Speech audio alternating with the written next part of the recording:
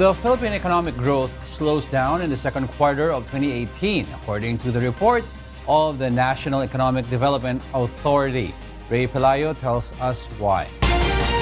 Despite the increase in prices of commodities, the Philippine economy grew 6% in gross domestic product or GDP in the second quarter of this year.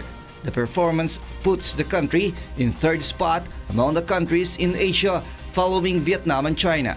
But according to the National Economic and Development Authority or NEDA, the Philippine economy slowed down due to some policy decisions like the Boracay closure last April.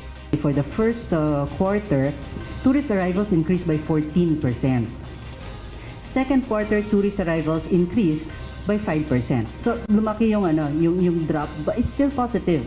There are also multiplier effects of the impact of the closure of Boracay, not just on the economy of that island itself, but it also has other effects. Philippine Statistics Authority Undersecretary Lisa Grace Bersales also says that the agriculture performance also contributed to the economic slowdown. Na yung ating palay farmers, usually nag-harvest sila ng second quarter.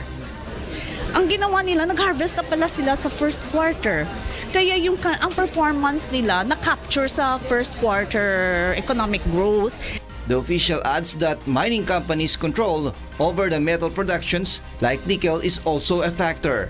Tobacco consumption also decreased due to the effect of sin tax law. Though the country's economic growth is still looking sound, Bersales says it will take time for the common citizens to feel its impact. So ano mga sektor ang apektado?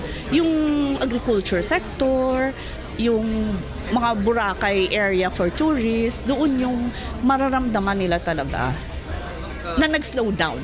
Malacanang meanwhile remains unperturbed over the fall in the GDP growth. Presidential spokesperson Harry Roque says this rate is still high, reiterating that the administration's policy does not only rely on economic and financial aspects. The president, of course, will exercise the powers of the state known as police powers to protect also the environment, and he has given a further priority, higher priority to the protection of the environment, and he makes no apologies for it. If GDP will further fall because of the desire of the president to protect the environment, so be it. We're investing in the future and not just in the present. Rey Pelayo, UNTV, News and Rescue, Philippines.